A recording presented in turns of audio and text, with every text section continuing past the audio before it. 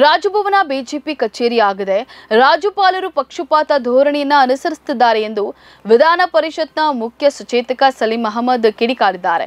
ವಿಧಾನಸೌಧದಲ್ಲಿ ಮಾತನಾಡಿದ ಅವರು, ಯಾರೋ ಒಬ್ಬರು ಸಂಶಯಾಸ್ಪದ ಗುಣ ಇರುವ ವ್ಯಕ್ತಿ ರಾಜ್ಯಪಾಲರಿಗೆ ಪತ್ರ ಬರೆಯುತ್ತಾರೆ.